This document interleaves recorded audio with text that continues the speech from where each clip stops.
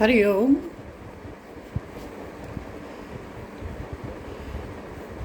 मैं 13वें अध्याय पर 24वें श्लोक से बात करूंगी।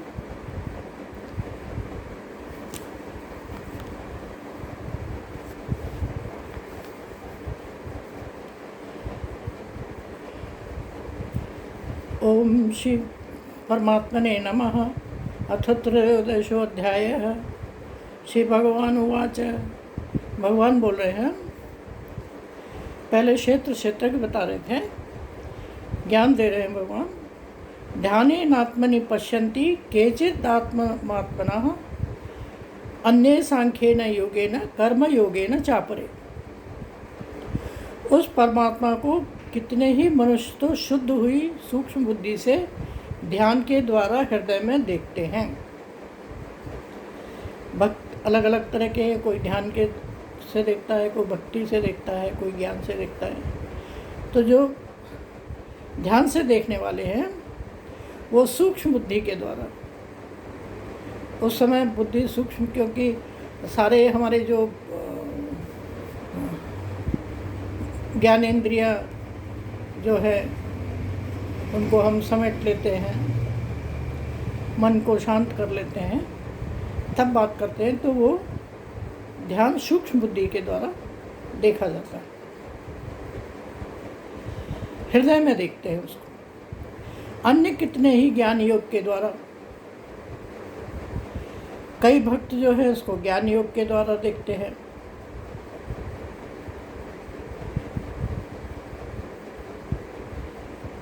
और दूसरे कितने ही कर्मयोग के द्वारा देखते हैं। कई निष्ठा बताई थी ना, कर्मयोग, ज्ञान योग वगैरह। तो कर्मयोग के द्वारा भी, कर्मयोग मतलब कर्म को भगवान से जोड़ करके, भगवान को अर्पित करके, कर्म फल से का त्याग करके कर्मयोग हो जाएगा। निष्काम कर्म कर्मयोग हो जाएगा। तो इस तरह से जानते हैं, अर्थात प्राप्त करते हैं। तो सूक्ष्म बुद्धि से हृदय में देखते हैं। और कितने ही ज्ञान योग के द्वारा, ज्ञान मतलब उनका ज्ञान पाके, उनके शास्त्रों का अध्ययन करके, जान करके उनको ज्ञान योग के द्वारा जानते हैं। और कोई कर्म योग के द्वारा भी जानते हैं। बहुत सारे तरह के भक्त हैं। अन्य त्वेव जानन्तः श्रुत्वा वानेभ्य उपासते तेपि चाति तरन्तेव मृत्युं श्रुतिपरायणा। परंतु इनसे दूसरे, अर्थात जो मंद बुद्धि वाले पुरुष हैं, जिनकी बुद्धि इतनी तेज नहीं है, मंद है, समझ नहीं आता उनको, वे इस प्रकार न जानते हुए दूसरों से, अर्थात तत्व के जानने वाले पुरुषों से सुनकर ही तदनुसार उपासना करते हैं। ऐसे लोग जो मंद बुद्धि हैं वो उसको भगवान को जानने के लिए, तत्व से जानने के लिए, जो तत्वज्ञानी हैं, जो पुरुष तत्वज्ञानी हैं, उनसे जानकर उपासना करते हैं। वो बता देते हैं कि भाई तुम ऐसा करो, तो वो मान लेते हैं और वो करते हैं, भगवान का ध्यान भजन करते हैं। और वे श्रवण परायण पुरुष भी मृत्यु रूप संसार सागर से को निसंदेह तर जाते हैं। जो उसको सुनते हैं, जो अभी मंद बुद्धि वगैरह बताया, वो भी पुरुषों से सुनकर जो उपासना करते हैं, जो ध्यान भजन करते हैं, वो भी इसके जो श्रवण मात्र से, उनसे पुरुष भी मृत्यु रूप संसार से, ये जो हमारा संसार है, क्योंकि नश्वर है इसलिए मृत्यु रूप बोला है, हर किसी की मृत्यु होती है इसलिए नश्वर है। तो इस संसार से, सागर को वो भी निसंदेह पार कर जाते हैं। यावत् संजायते किंचित सत्वं स्थावर जंगमम क्षेत्र क्षेत्रज्ञ संयोगात विद्धि भरतर्षभ। हे अर्जुन, भगवान अर्जुन से कह रहे हैं, यावन मात्र जितने भी स्थावर जंगम प्राणी उत्पन्न होते हैं, उन सबको तू क्षेत्र और क्षेत्रज्ञ के संयोग से ही उत्पन्न जान। स्थावर जंगम, जो पाँव वाले, चार पाँव वाले हैं, पशु है, और जो भी संसार में जितने भी प्राणी हैं उन सबको तू क्षेत्र और क्षेत्रज्ञ के सहयोग से उत्पन्न जान। मतलब उनमें क्षेत्र है और जीवात्मा भी है, बिना उसके जीवात्मा के नहीं हो सकता।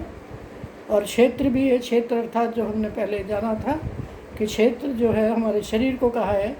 जैसे उसमें खेती होती है खेतों में, तो उससे फल उगते हैं बीज डालने से। उसी तरह से हम कर्मों का उत्पन्न करते हैं और उससे फिर हमें फल मिलते हैं, तो ये क्षेत्र है। तो हमारा शरीर क्षेत्र है, क्षेत्र की जीव है। जीवात्मा जो है क्षेत्रज्ञ है। तो जितने भी स्थावर जंगम, जितने भी यावन मात्र, जितने भी ये पशु पक्षी और जो भी हैं, सब में क्षेत्र है और क्षेत्रज्ञ है, और वो उसका संयोग जो है भगवान से ही उत्पन्न हुआ है।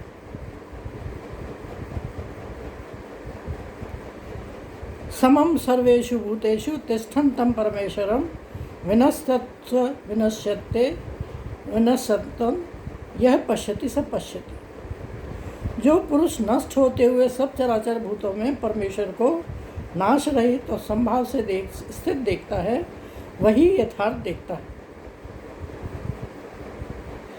सारे जो भूत हैं, जितने भी भूत का मतलब जो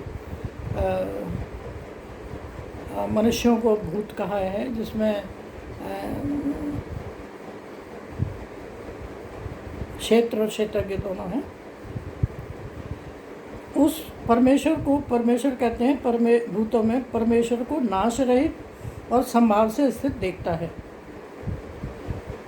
जो पुरुष नष्ट होते हुए सब चराचर भूतों में परमेश्वर को नाश रहित और संभाव से स्थित देखता है, वही यथार्थ देखता है, वही सही जानने वाला है। जो उसमें नाश रहित और संभाव से देखता है, परमेश्वर को नाश रहित, परमात्मा जो नाश रहित है अंदर जो है। पर क्षेत्रज्ञ तो क्षेत्र है, क्षेत्र को जानने वाला क्षेत्रज्ञ है, वो तो नाशवान है। जीव का नाश नहीं होता, जीव जो है दूसरा जन्म ले लेता है, क्षेत्र का नाश हो जाता है। तो और उसमें जो परमात्मा मतलब आत्मा रूप में भगवान स्थित है, उसको जो है सब को समभाव से देखता है, वही यथार्थ, वही सही देखता है। समम पश्यन् सर्वत्र समम वमीश्वरम न ही नस्त्यात्मानं यतो याति पराम गतिम। क्योंकि जो पुरुष सब में संभाव से स्थित परमेश्वर को समान देखता हुआ अपने द्वारा अपने को नष्ट नहीं करता, इससे वह परम गति को प्राप्त होता है। क्योंकि जो भी पुरुष जो है सब में संभाव से स्थित परमेश्वर को देखता है। परमेश्वर जो है सब में संभाव से मतलब सब में एक ही तरह से स्थित है, चाहे चराचर हो, प्राणी हो, चाहे भूत हो, जो भी हो, सब में समान भाव से स्थित है। मतलब आत्मा सब में समान भाव से स्थित है। ऐसा जो देखता है वो अपने द्वारा अपने को नष्ट नहीं करता, वो अपने द्वारा अपने आप को समाप्त नहीं करता। इससे वह परम गति को भी प्राप्त हो जाता है। और ये सब ऐसे देखने से, समभाव से देखने से वो परम गति को भी प्राप्त होता है। देखिए, हम गाय को मारते हैं, भैंस को मारते हैं, जानवरों को मारते हैं, बैल को मारते हैं, पशु पक्षियों को मारते हैं, उनमें सब में कौन स्थित है? समभाव से स्वयं परमात्मा स्थित है, आत्मा के रूप। और सारे भूतों में वही स्थित है, सारे चराचर जगत में भी वही व्याप्त है। तो हम इनको नाश करने का अर्थ है हम परमात्मा को दुख पहुंचाना।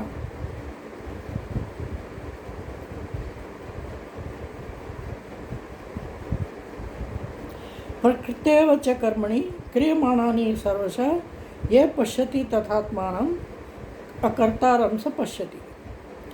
जो पुरुष संपूर्ण कर्मों को सब प्रकार से प्रकृति के द्वारा ही किए जाते हुए देखता है। जितने भी कर्म हो रहे हैं सारे संसार में, प्रकृति में जो भी कर्म हो रहे हैं वो किसके द्वारा हो रहे हैं? प्रकृति के द्वारा ही किए जाते हुए देखता है और आत्मा को अकर्ता देखता है, वही यथार्थ जानता है। मतलब जितने भी कर्म हो रहे हैं वो माया में हो रहे हैं, प्रकृति में हो रहे हैं, उसी को माया बोला है, उसी को प्रकृति है। सारे कर्म जो है प्रकृति में हो रहे हैं, जो सब सारे कर्मों को प्रकृति में हुए देखता है और भगवान मतलब आत्मा को अकर्ता जानता है। आत्मा कुछ नहीं करती, आत्मा के सानिध्य से ही प्रकृति जो है सारा काम करती है। आत्मा कुछ नहीं करता, भगवान अकर्ता है।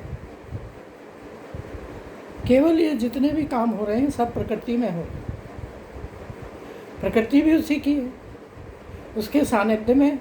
उसके जैसे लोहे के टुकड़े पड़े हुए हों और पास में चुंबक को रख दो तो चुंबक उसको आकर्षण करती है, इसी तरह से प्रकृति भी काम करती है भगवान के सानिध्य के होने के कारण। तो जो भी पुरुष अर्थात पुरुष, यहाँ पर पुरुष से मनुष्य आदमी से नहीं कहा है, पुरुष मतलब स्त्री या पुरुष, जो भी पुरुष बोला है, संपूर्ण कर्मों को सब प्रकार से प्रकृति के द्वारा ही करा हुआ जानता है और भगवान को, आत्मा को करता जानता है और आत्मा को करता देखता है, वही यथार्थ देखता है, वही सच में देख रहा है, दूसरा कोई नहीं देख रहा। वही सच है जो देख रहा है। यदा भूत पृथक भावम एकस्थमनुपश्यति तत एव च विस्तारम ब्रह्म संपद्यते तदा।